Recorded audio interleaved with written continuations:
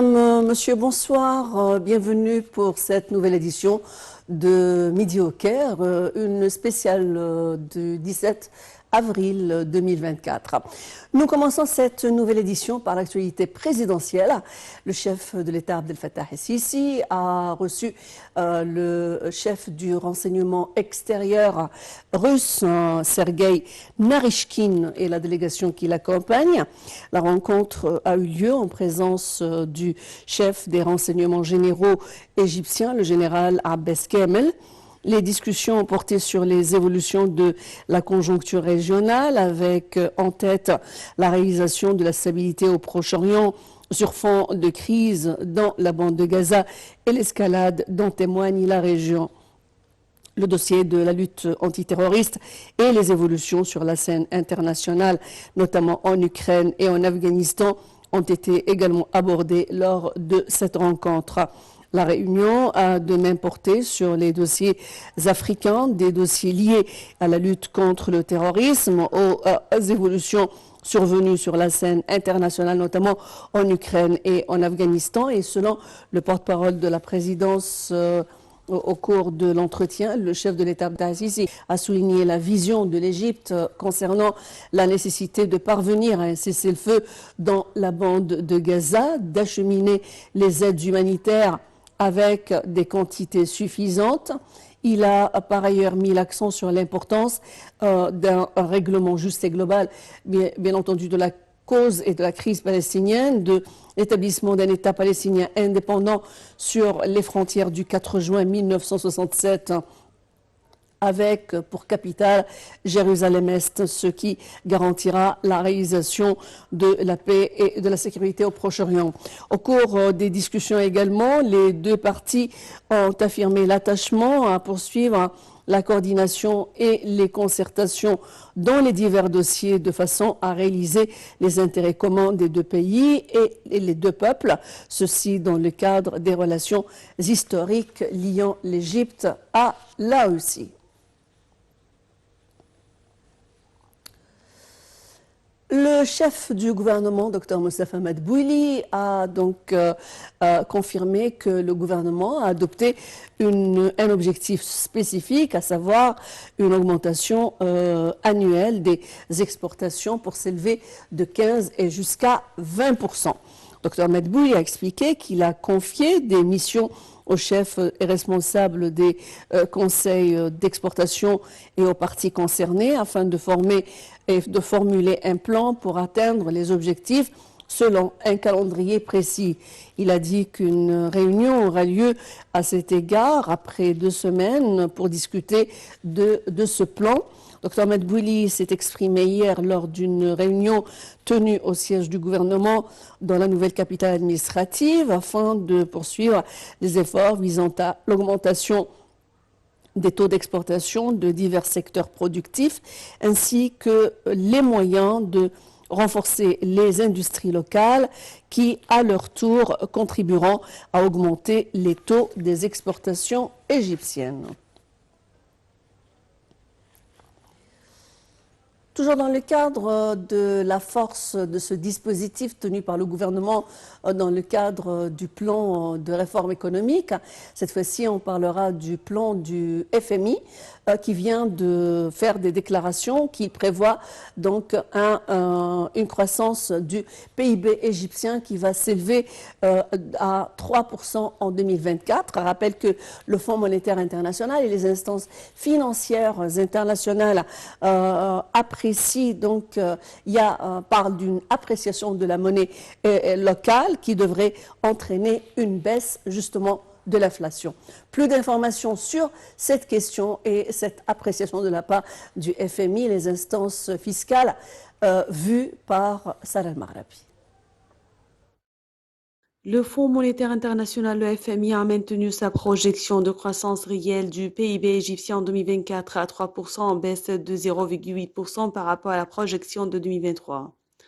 L'institution monétaire internationale s'attend à ce que la croissance du PIB du pays rebondisse à 4,4% en 2025, selon un rapport sur les perspectives de l'économie mondiale publié mardi 16 avril. Selon le rapport, l'inflation de l'Égypte devrait atteindre un pic de 32,5% en 2024 avant de diminuer à 25,7% en 2025. Selon le FMI, le resserrement de la politique monétaire et l'appréciation de la monnaie locale devraient entraîner une baisse de l'inflation. Le FMI avait accordé à l'Égypte une rallonge de 5 milliards de dollars en mars en approuvant un prêt de 8 milliards de dollars en raison des tensions au Moyen-Orient qui ont eu un impact sur l'économie du pays. La troisième revue du programme conclu avec l'Institution mondiale devrait être achevée d'ici la fin juin, tandis que les 5 autres revues seront effectuées à raison d'une revue tous les 6 mois, chacune permettant à l'Égypte d'accéder à 1,3 milliard de dollars. Toujours selon le rapport, le déficit de la balance courante de l'Égypte grimpera à 6,3% en 2024 contre 1,2% en 2023 et diminuera considérablement à 2,4% en 2024. Concernant le chômage, le rapport s'attend à une baisse à 7,1% en 2024 et à 7% en 2025 contre 7,2% enregistré en 2023. L'Égypte devrait avoir le deuxième taux de change le plus bas jusqu'en 2025. Et on va passer au dossier de Gaza où les déclarations du ministre des Affaires étrangères, Sameh Shoukry, sont claires et nettes. Les pourparlers sur un cessez-le-feu dans la bande de Gaza vont continuer et n'ont pas été suspendus et on va les poursuivre jusqu'à ce que les objectifs seraient réalisés. C'était les affirmations donc de M. Sameh Shoukry, ministre des Affaires étrangères égyptien. Il importe de parvenir à une entente entre les deux bords qui mènera à un cessez-le-feu et une libération des captifs et des otages, et également un succès dans les aides, l'acheminement des aides humanitaires. C'est ce qu'a dit le chef de la diplomatie égyptienne dans une interview ce mardi avec la chaîne américaine CNN. Au niveau des pourparlers, on n'a pas atteint ce stade-là, mais on œuvre sérieusement avec les États-Unis et les partenaires qataris pour parvenir à ce point d'accord, a dit en substance M. Shoukry. Toujours s'exprimant sur l'offensive militaire prévue contre la ville palestinienne de Rafah, au souci donc de la bande de Gaza, le ministre égyptien a dit que la position égyptienne est claire et en adéquation avec la position adoptée par la communauté internationale des États-Unis et les partenaires occidentaux. Il y a une unanimité internationale générale refusant toute offensive en raison de ses retombées sur les civils entassés avec environ 1,3 million de personnes à Rafah vivant dans des circonstances extrêmement difficiles. C'est ce qu'a prévenu le ministre égyptien, précisant que cette position doit être respectée par le gouvernement israélien, voire strictement respectée.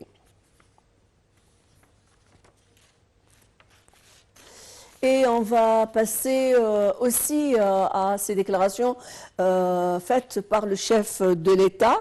Et selon les directives du chef de l'État, Abdel Fattah el-Sisi, le centre des médias de l'Alliance nationale pour le travail de développement communautaire a lancé une initiative, une deuxième phase, et du 6e convoi d'aide humanitaire via la bande de Gaza pour secourir donc le peuple palestinien frère à Gaza. Je rappelle que la deuxième phase du convoi humanitaire comprenait plus de 2067 tonnes de denrées alimentaires, d'aide sanitaire et 64 tonnes de médicaments et de fournitures médicales et paramédicales, plus de 21 tonnes de vêtements et de couvertures, plus de 20 tonnes de tentes et de matériel, 185 tonnes d'eau minérale, c'est ce qu'a indiqué le centre des médias dans un communiqué de presse publié ce mardi. Tout de suite les détails avec Salma Arabi. Le Centre des médias de l'Alliance nationale pour le travail de développement communautaire a lancé la deuxième phase du 6e convoi d'aide humanitaire de secours et médical pour les frères palestiniens, qui comprend plus de 126 remorques chargées de plus de 2400 tonnes de denrées alimentaires, de médicaments, de matériel médical, d'eau minérale, de matelas, de tentes, de couvertures et de vêtements. La deuxième phase du convoi comprenait plus de 2067 tonnes de denrées alimentaires, 64 tonnes de médicaments et de fournitures médicales, plus de 21 tonnes de vêtements et de couvertures, plus de 20 tonnes de tentes et de matelas et 195 tonnes d'eau minérale. C'est ce qu'a indiqué le Centre des médias dans un communiqué de presse publié ce mardi. Les entités et les institutions de l'Alliance nationale pour le travail de développement de la société civile participent au convoi pour aider nos frères de Gaza à faire face et à supporter le fardeau de la guerre qui a fait des milliers de victimes et des blessés. Ceci vient en application des directives du président Abdel Fattah el-Sisi de fournir un soutien immédiat, une aide humanitaire à l'État frère de Palestine et dans le cadre du soutien et de la solidarité de la République arabe d'Égypte envers le peuple palestinien frère pour atténuer la violence qui a conduit à de nombreuses victimes et blessés. Et on va tout de suite parler de cette initiative d'importance pour les Palestiniens demain, car demain, donc, il y aura un vote au niveau des Nations Unies. C'est le Conseil de sécurité sur lequel on va se prononcer sur la candidature de la Palestine aux Nations Unies. Je dois rappeler que cette candidature a été, cet objectif a été proposé par les Palestiniens en 2011 et depuis 2011 et jusqu'à maintenant, donc rien n'a été fait. Je rappelle que le Conseil de sécurité va se prononcer sur ce vote demain et mettant en avant l'offensive israélienne à Gaza. Les Palestiniens ont relancé donc devant les instances internationales des demandes s'adressant d'adhésion aux Nations Unies. Le groupe arabe a donc parlé de son soutien imminent et indéfectible pour les Palestiniens. Reste pour voir les médias européens parlent de l'importance qu'il y ait un consensus. La majorité des pays donc sont pour la déclaration d'un État palestinien indépendant, mais on voit que les États-Unis risquent donc de voter autrement. Le vote aura lieu demain, donc c'est ce qu'a indiqué mardi soir plusieurs sources diplomatiques et cette date coïncide avec une réunion prévue toujours au niveau du Conseil de sécurité sur la problématique de Gaza. Je vous rappelle également que ce conseil qui va demain se réunir serait l'occasion ou jamais de présenter, de donner vraiment un coup de pouce à la cause palestinienne. Les États-Unis et certains de ses alliés occidentaux parlent de l'importance que l'État de Palestine soit, que la solution, de la crise de Gaza serait donc la situation de deux États, l'État palestinien indépendant aux côtés d'Israël. Demain serait donc l'examen pour voir est-ce que ces dires sont vrais ou pas, parce que même le président américain Joe Biden a parlé de l'importance que l'État de Palestine soit un État palestinien reconnu donc par la communauté internationale, mais il a dit que finalement ceci dépendrait entre guillemets des négociations et seulement des négociations entre les Israéliens et les Palestiniens.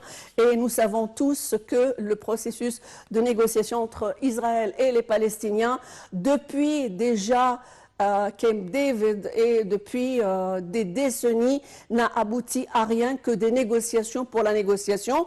Donc l'occasion de tester la position américaine et la position du Conseil de sécurité pour voir vraiment est-ce qu'ils sont vraiment pour reconnaître la reconnaissance d'un État palestinien indépendant Demain, donc, un vote qui pourrait être historique, mais en voyant les médias internationaux et occidentaux en particulier, ils ne sont pas tellement favorables à ce qu'il y ait vraiment une percée et ils ont peur, bien entendu, qu'il y a un veto américain au moins parce que les Israéliens ne veulent pas qu'il y ait une déclaration d'un État palestinien indépendant. Donc, le groupe arabe a fait énormément de travail, l'Égypte a fait énormément de travail et demain serait une phase cruciale et on espère que comment dirais-je, cette session du Conseil de sécurité serait historique pour les Palestiniens.